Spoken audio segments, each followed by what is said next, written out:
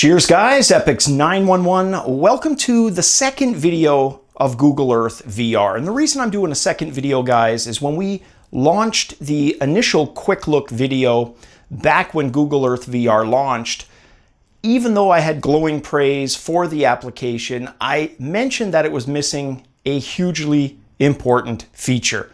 That feature, Street View. So fast forward, or I guess rewind from the present, quite a few months back, they added Street View to Google Earth. So 2 weeks ago, I decided to do a video on it, filmed it in the process of editing, and wouldn't you know it, they add additional features. Like another important one, making Street View something you can navigate. So yes, in Google Earth VR, you can now not only go into Street View mode, you can navigate down entire streets, country to country if that's your thing. And it just opens up the application like you wouldn't believe. In fact, and I mentioned this in the VR Roundup episode, I get people asking me all the time. It's like, Epix, I want to introduce so-and-so, and that can be family, friends, older generation, younger, same, doesn't matter, because it usually ends up the same. They're not gamers. What's the best application to introduce them to VR? And guys, this is that application, Google Earth VR. And the reason for me ultimately is no matter how crappy somebody's life, even the crappiest lives have happy moments in them. Maybe it's, where a couple had the question popped and an answer was given. The first honeymoon, or grandpa and grandma where they bought their first house, etc. All of those are memories associated with places. And that's the beauty of Google Earth VR. You can have them visit those places. And guys, just watching people, whenever I've introduced them to Google Earth VR, it's magical. And now with Street View, I can't wait to show people, starting with you guys. So guys, let's take a look at Google Earth VR with the updated Street View. Hi guys, here we are inside of Google Earth VR. In my opinion, like I said in the intro, the best application to introduce people to VR with, hands down. We're going to cover the new features since the last quick look, but we're also going to look at some older features that they've streamlined in the interim. So guys, sit back, chillax, bevy or not, let's take a look at Google Earth VR. Starting with the menu. So when you first jump in, you're greeted with a menu, or rather a tutorial. You can bypass that and go straight to the menu. And you've got tons of choices here. You can go to featured locations, you can do tours, go to cities, nature areas. And that's probably where one of my few negative complaints with this application arises. And that is simply that the program, and you know what, maybe it's the developers, but it's very North American and Euro-centric. If those are areas where you've spent most of your life, you know what, you probably won't even notice that. You just kind of take it for granted. But if you're from elsewhere, maybe you're from Asia, Africa, you're going to notice that there's an absence of places. Sure, it's got Hong Kong and Tokyo, but Beijing, nope. Singapore, Kuala Lumpur, Bangkok, no, and no. So that would be one complaint that I have. But with that said, you can still visit those places. It's just not via the menu-driven system. So what we're going to do, guys, is we are going to check out and start with Hong Kong. Speaking of that. So we'll go to cities, actually. There it is. And the reason I want to start in Hong Kong is I want to show you guys the scale firsthand. So there's two scales that you can use in Google Earth VR. There's human scale, and that's simply you go into the menu, ellipsis, and at the bottom, fixed human scale, you enable it. Now, Google Earth VR refers to fixed human scale as being on or off. I call it a little differently. I call it human mode and Godzilla mode. And the reason is when you're in human scale, everything pretty much looks like it would look to you as a human being. If you were flying above Hong Kong, this is the scale, and the detail's okay as you fly. You can fly faster. Look, you've got, you know, the slopes of Hong Kong, the trees. There's decent detail to stuff, but there's a couple of limitations. One is altitude. We're going to go right up. You can go pretty high, but it's harder to make out land masses because you're only in the tens of thousands of feet, okay? When you pick Godzilla mode, not only can you go higher, but the detail of the cities is that much greater. So check out the city now. You can kind of see there's not a blur, but things aren't as crisp and as 3D popping as they could be. Check this out. So we're gonna go in, we're gonna do the ellipsis, we're gonna disable human scale, which as soon as we go up a little bit and down will kick in. It doesn't kick in right away, but notice the difference on the skyscrapers now. Everything now looks like a miniature city, almost like a Legoland.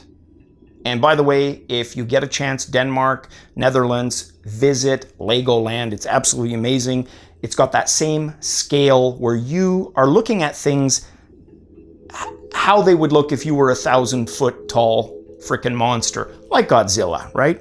So there's more of a 3D effect and a pop to stuff in Google Earth VR. That's why this scale is probably my favorite, and most things I do here in this scale. But notice I'm going up, and instead of tens of thousands of feet, we're talking about hundreds of thousands of feet, the high hundreds.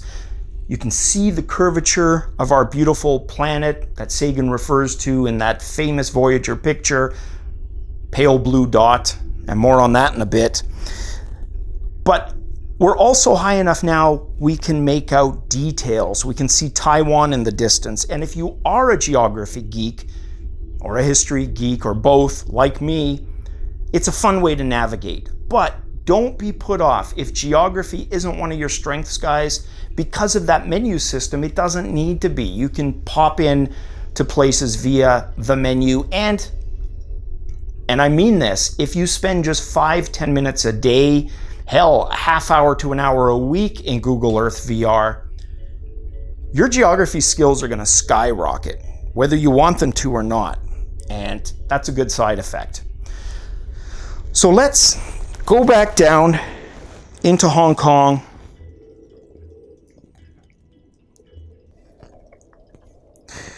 And we're in the shipping container area, but that's okay. We're just gonna use this as a stop-off point. The next thing we're gonna do, guys, is look at the new feature of Street View. And to do that, let's go to one of my favorite places on Earth, the Eternal City, Rome. So Street View on, and you know what? We could go to the Colosseum, but half the fun, like I said, is navigating around. So instead, why don't we go to England, London in fact, and we'll just navigate our way to Italy. I also want to show you guys something here. And it's the last thing to do with the scale, okay? So there's two forms of data that Google Earth uses. It uses satellite imagery, and it uses the Street View. Satellite is obviously via the satellites orbiting our planet. And then you've got Google cars. They're vans with a 360-degree camera affixed to the top. They roam around, you know, cities, towns, villages on the planet and capture 360-degree content. In between those two, the lowest altitude that the satellite captures and the Street View itself, the program has no data for. So it has to render based on the data that it does have. And the end result sometimes, like with London here, can look okay. We've got the eye there, we've got Big Ben, we've got detail that looks pretty decent, right? Go a little bit lower though, and stuff just starts to fall apart, almost like melted cheese, right? Cars don't look that great. Don't get me wrong, while it's a complaint, I still appreciate what the program is doing. The fact that it can render just based on the data that it does have is still pretty damn impressive. But nonetheless, it's going to range from looking okay, like it does if we're just a little bit higher, like right here, to absolutely terrible, where the world literally looks like it's melting. So one of the things that I would avoid is that kind of in-between in areas where it's bad. So you're going to have countries like that certain regime in Asia that we won't talk about for obvious reasons. The satellite imagery doesn't extend that far down, and sure as heck, there ain't no Google trucks driving around the city streets there to capture it. So there's not a ton of data. Big cities like London, huge amount of data, and the detail as a result is staggering. I mean, look at this. It's like a playground. Go a little higher where the detail is this intense, and London suddenly becomes this playground, right? Where it looks like you could kick over buildings. I could literally take the eye, pick it up, throw it like a frickin' frisbee into some of the skyscrapers in the distance. I don't advocate violence, guys. I'm just saying that's the scale, and it's pretty cool. We're going to fly up, though, and we're going to go to Italy, like we said. So we rise above the majestic Thames. We're going to rotate a little bit so we get that kind of atlas view of our sphere of a planet. Yes, I said it. And there's France. As we go down, Pyrenees, Spain, and we go over to the boot that is Italy. And what we're going to do, guys, is we are going to descend into Rome. And of course, we can see the mighty Tiber. And I'm going to go right to my favorite place in all of Rome. And I can see the circle already of the Colosseum. Check that out. So we're going to explore the new Street View modes from right here, because we've got the Colosseum, the Roman Forum, and then just to the left of us, Circus Maximus. So let's check out Street View first. So like London, you can see the detail, even low, is pretty damn good. So here we are. You can do Street View two ways. You can just peek into the orb, and here we are. We can look around 360, which is really cool. But you'll notice we can't navigate, which is the other thing that was added. To do that, pop yourself back out and click into the Street View orb. Boom, here we are. Check this out. Now we can navigate. So here's the Colosseum. This was built in the 1st century AD, and it could accommodate 50,000 plus people. I mean, the jury's out in terms of the exact numbers, but the number that most people agree with is the minimum maximum attendance is, or was, 50,000 people. Now, let's just talk really quick about the Colosseum. When we get this view, and this is what's so cool about Google Earth VR, guys, let's approach it from a student. Maybe you're in university and you're taking Roman history course. Let's approach a possible lesson, but do it within Google Earth VR with the tools it gives us. So here's the Colosseum. We're looking at it. That outer wall, only about 40% of it remains, because the rest of it, the 60% that's gone, crumbled in an earthquake in the 1300s. Okay? Let's go back into Street View. And we went a little too far, so we're going to exit out. There we go. And go right there. So why did it crumble? Well, the earthquake was powerful, but look at the Colosseum. You see each of those little holes? It almost looks like Swiss cheese. Those holes were created by us, humans, the inhabitants of Rome. Well after the empire had crumbled into nothingness, it was basically a backwards city. Other than the Vatican, there wasn't much reason to come to Rome, and the ruins suffered as a result of that. Each of these holes was made so that people could get at the iron within the structure. The marble that was so beautiful on the exterior, pillaged. The bronze statues that rested in each one of these frickin' alcoves, stolen and melted down. Had they not taken the iron, the marble on the face of this, my guess is it would have survived that earthquake a lot better than it did. And the Colosseum that we would have today would probably include that outer wall and look even more impressive than it already does. But all of that can be witnessed. It's one thing to read it, but to actually be able to go to the Colosseum and see those holes with your own eyes is pretty powerful. And then over here, guys, and we're still in this Godzilla scale, we've got the Roman Forum. Julius Caesar was assassinated here. Gladiatorial fights took place here before the Colosseum was built. But it could only accommodate the low thousands instead of the 50,000 of the Colosseum. Rotate though, and we'll do this properly here with the grip button. Rotate to the Circus Maximus and get this stat, guys. So the Circus Maximus was where you would go to, you could also see fights here, combat, exotic animals, but chariot races was the main thing it was popular for. At the height of the empire, 1 million people inhabited Rome. It took until the 1800s, basically 1,500 years later, to match ancient Rome's population. The Circus Maximus could accommodate 240,000 people. Just imagine that. In ancient Rome, 1 in every 4 citizens could be here for an event. That is just so freaking cool. So here we are. We're going to go up above the Tiber and we're going to explore kind of flying, what it's like to fly in Google Earth VR. So there's the majestic Tiber, looking very muddy. It does quite a few days of the year. That goes off in the distance till it enters the Mediterranean. Let's imagine for a moment we are back during the days of the Roman Empire.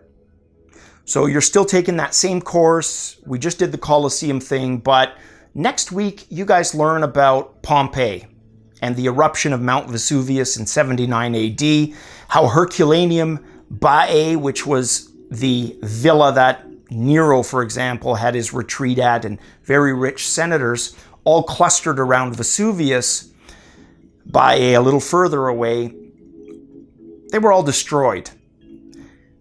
But before the eruption, if you wanted to get there, you could go by sea. So you take a barge down the Tiber, then a boat along the coast, 2 days.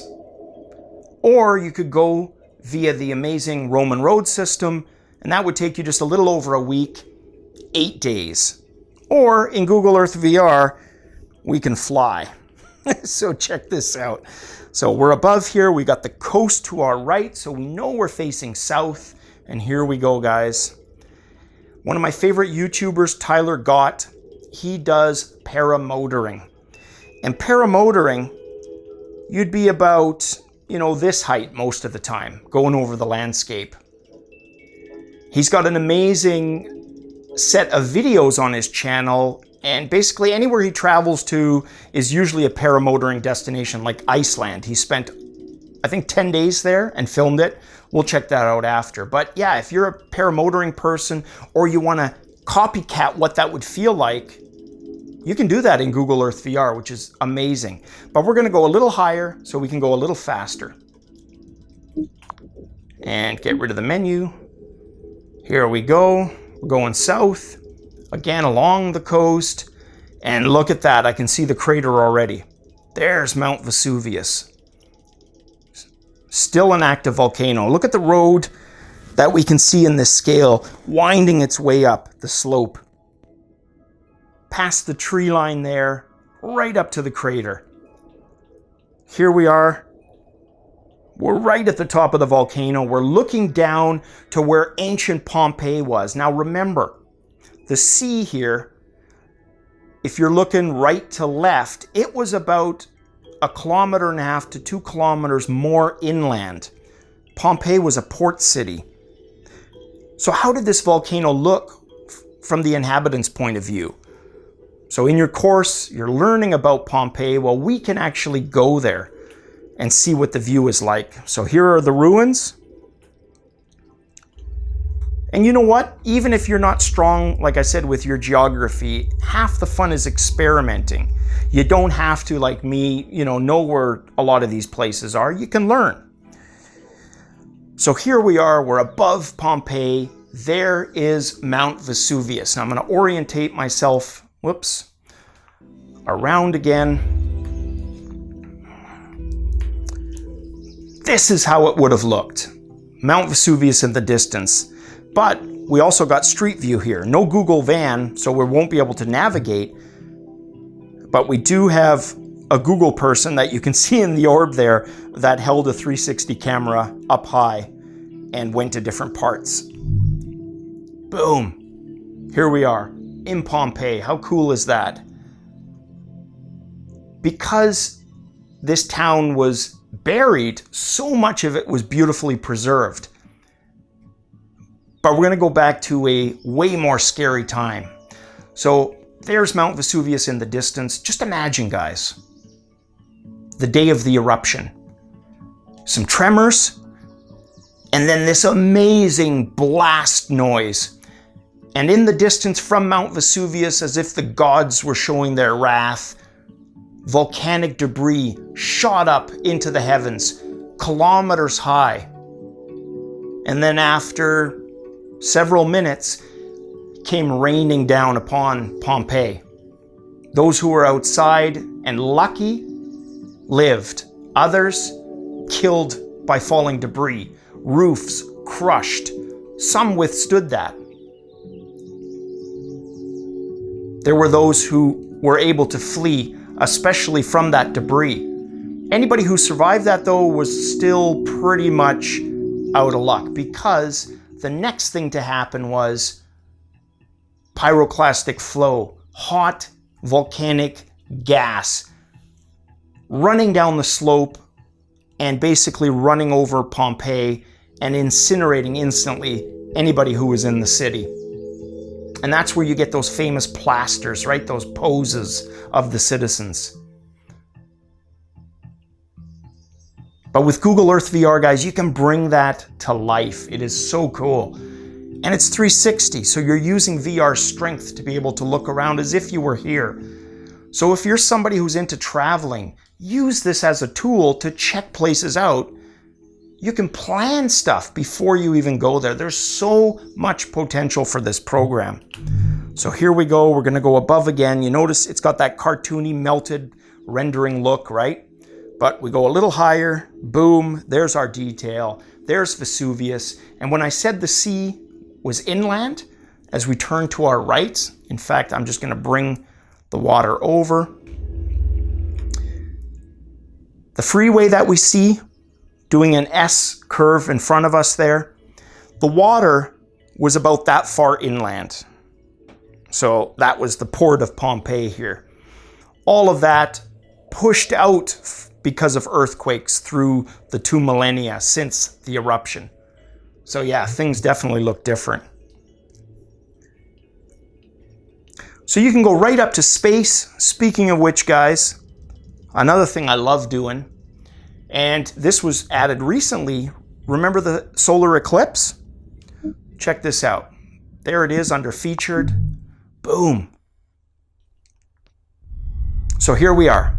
There's Earth. In fact, Madagascar, South Africa, Kenya, all right in front of us here. If we turn around, we should see the sun, yep, and the moon transiting right in front of it. One of the things you can do in Google Earth is you can drag the timeline, so you can create night and day on the planet. Watch this. The lights that we see, Johannesburg in South Africa, other cities and towns. If you were in Johannesburg looking up, you might see just a few hundred stars. But imagine, guys, if you were in the Sahara up here, where there's hardly any lights, i.e. little light pollution, you would see thousands of stars. You'd see the band, the Milky Band of our Milky Way galaxy. Really, really cool. But using that time feature, guys, you can control that transit. And you can view it from different points, which is really cool.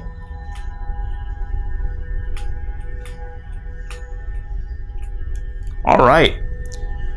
Now what we're going to do is we are going to go to Iceland. So here we are, we're going up. There's Greenland and then Iceland and Reykjavik right below us. Hang on, guys, here we go. Boom. We've got this flat view as if we were laying parallel with the horizon.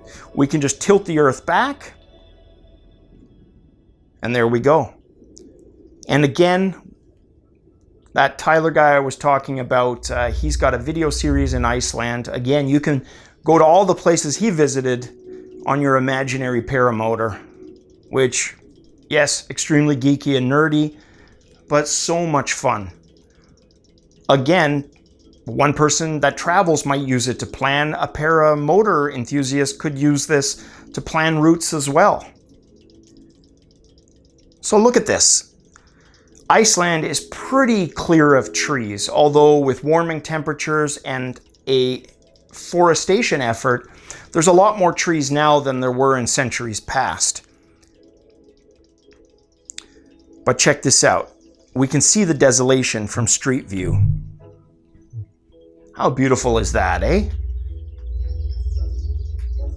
Almost looks like an alien landscape, and there's beauty in that. Just amazing. And of course, we can navigate. So we could literally drive down this freeway. And that turn in the distance. Now it's a straightaway. I mean, you could literally go from Paris to Brussels using Street View navigation and stop anywhere you want and just take a look around. Sometimes things aren't quite loaded up and you're going to get low res. That will load in. And if you're on an SSD installation, even quicker. You can see the shadow of the 360 camera on the Google van.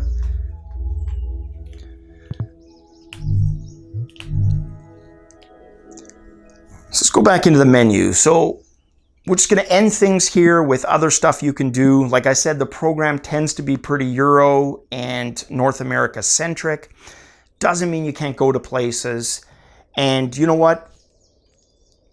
As a starting point, that's probably okay. You can check stuff out like the Statue of Liberty. Check this out. This will be the last thing we look at here. So little cartoony on the rendering of the trees because we're lower than the satellite data, right? But if we go a little higher, right about there, check that out. We've got Midtown and we've got downtown Manhattan here. Just a concrete jungle all around us. And of course, Street View, which is a little misleading because it's also back alley view and sidewalk view. There's a lot more than streets. We want to get a real look of what that looks like.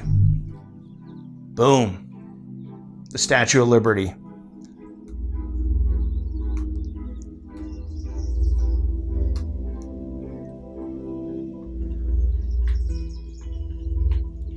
There is absolutely no shortage of things to do in Google Earth VR. And like I said, it doesn't matter if you're into history or geography. Sure, those things help initially, but anybody can have fun with this. Anybody can learn with this. And it's the type of learning that catches you unawares. It's a learn as you go without realizing, and suddenly your skills start improving, right? So let's go up high and let's do something, last thing here. There's my province, Nova Scotia. We're going to go along the coast. Angry Grandpa here in South Carolina recently passed away. Florida. And we've got Cuba, Havana. How cool is that? Let's go to the Panama. That'll be our last thing. Check this out.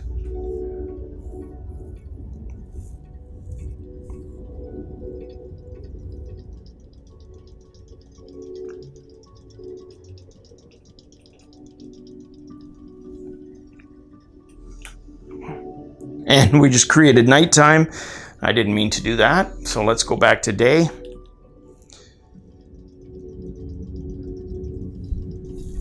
Up we go. Venezuela and Colombia. We can go all the way to Patagonia at the tip, passing through Chile into Argentina. And look at that, the Falkland Islands, guys. Again, there was a conflict here in 1982, UK, Argentina. You're learning about that? You can visit it. Well, guys, as you can see, an amazing and powerful experience, especially in virtual reality. Sitting at your desk, viewing Google Earth on a monitor absolutely does this program no justice. You have to check it out in VR. And for people who aren't gamers that you're introducing to VR, this is going to be one of your top choices. Thanks, guys. Let me know if you have any questions in the comments below. And as always, guys, cheers.